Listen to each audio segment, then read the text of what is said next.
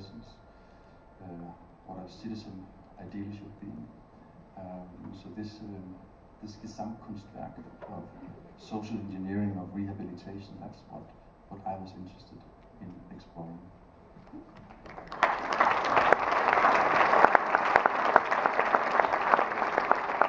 Right, I would like to open this up. There's a question in the middle. Just raise your hand. There's a microphone coming. First of all, congratulations on an excellent film, documentary. Very well done. Very happy with the cathedrals that you chose to portray. But there are many cathedrals in the world. Can you talk a little bit more about your creative process and how you decided to narrow it down to just these 6 cathedrals? Well, again, the decision was actually not mine or ours from the production side, but it was a decision taken individually by the directors. And our main job was to curate the selection in such a way that we wouldn't have 2 libraries, for instance, or two venues of the same type.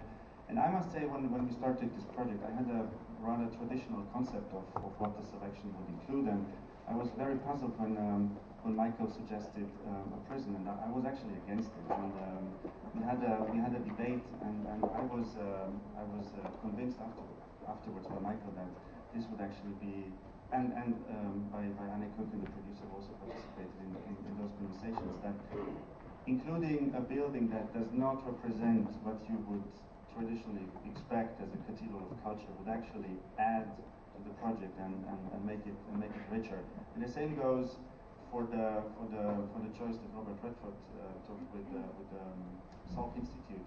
A research institute of that kind, or a research institute at all, was not in our initial idea. And I think it's great that we have those 2 angles in the project: buildings that are traditional venues where culture is produced or where it happens, but then also some buildings where you can say they are the peak of the evolution of our society. They express something.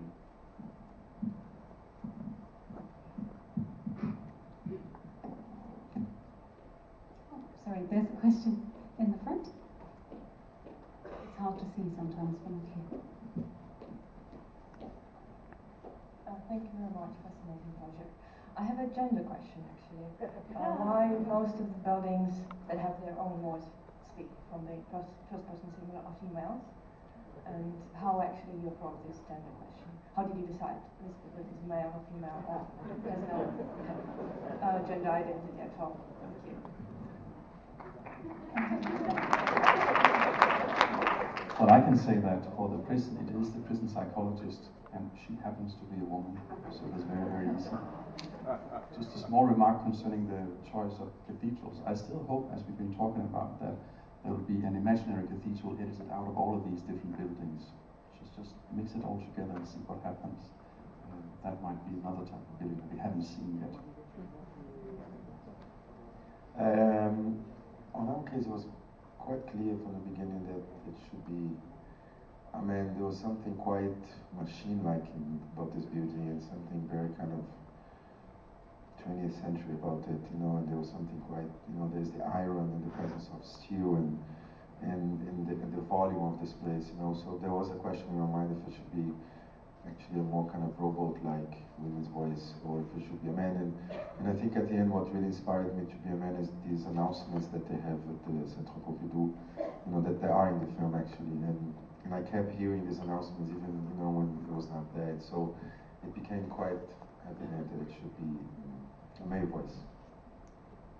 Yes, for me it was one of the first thing I did was to have a conversation with the architects at Snøhetta that constructed the opera house, and they told me that they wanted the values of the Norwegian social democracy, that this building should reflect those values, and I think that the foremost value of our society is equality. and also gender equality. So, and when you spend time in the building and the building started speaking to me, it was a woman. I would like to add to this very interesting question that this was one of the main debates we had at the very beginning when we did the workshop with the directors and cinematographers.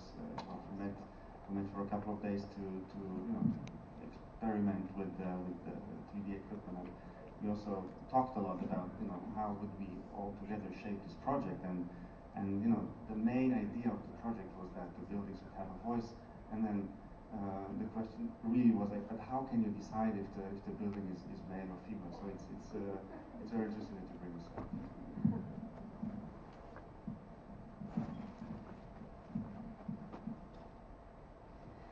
Hello, I have a question referring to the prison in Norway. I would like to know if this prison is the most highly security prison there, and was it difficult for you to get the permission to shoot in there? And the third question is kind of is curiosity. The guy who made this massacre in Oslo is the prison he's in? I can say in another order that they were so friendly to work with the staff there that I almost considered to stay there. It's a very, very good collaboration, and that person, Anders Breivik, he's not sitting in this prison. What was the third question? No, it's very easy. But it was.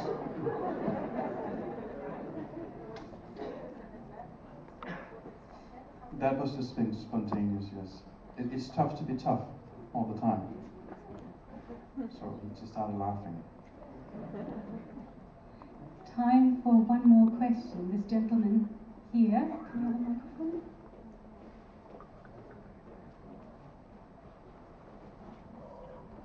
First of all, I would like to thank you for this initiative, because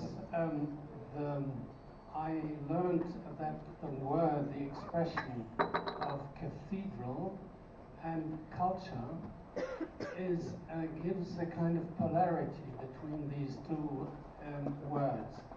And the value for me learning this afternoon was the combination of the zeitgeist when first cathedrals had been built by religious aims, and now culture has taken over in a more general way, and as well in dealing with gender problems. And so I have been learning a lot about democratic and opening up to the public, and that a building like what I liked very much in the Oslo Opera House, that the building itself, the house, has got something like a soul which breathes and expresses itself and keeps the memory of it.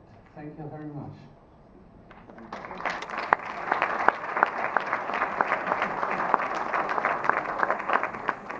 Would anybody like to comment on that? You said it all. Thank you.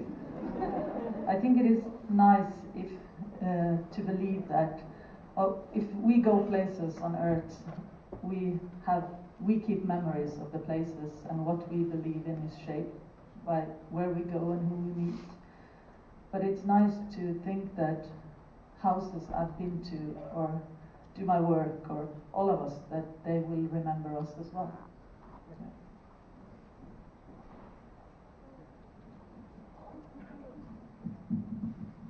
I would like to add just two quick aspects that I had forgotten before, and I'm sorry for that.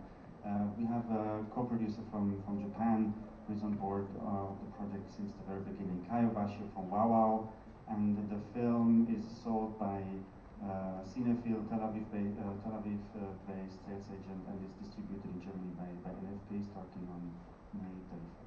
Thank you so much.